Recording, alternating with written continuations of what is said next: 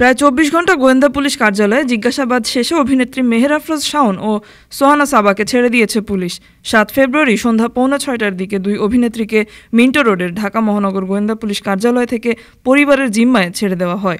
ডিএমপির media and public relations বিভাগের উপপুলিশ commissioner DC Mohammad Talebur Rahman বিষয়টি নিশ্চিত করেছেন।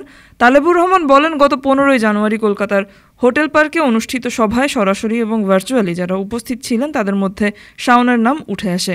এরপর তাকে গোয়েন্দা নজরদারিতে রাখা হয়। এর আগে ঢাকা মহানগর পুলিশের গোয়েন্দা অতিরিক্ত কমিশনার রেজাউল করিম মল্লিক বলেন, অভিনেত্রী মেহের আফরোজ শাওন এবং সোহানা সাবাকে আটকের পর ব্যাপক জিজ্ঞাসাবাদ করা হয়, তবে এখনও তাদের বিরুদ্ধে কোনো মামলা হয়নি।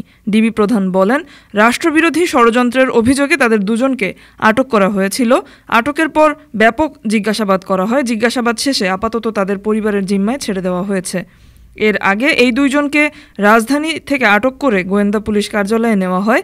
এরা দুজনই ৫ আগস্টে শেখ হাসিনা সরকারের পতনের পর থেকে অন্তর্বর্তী সরকারের সমালোচনা ও দেশবিরোধী কর্মকাণ্ড করে আসছিলেন।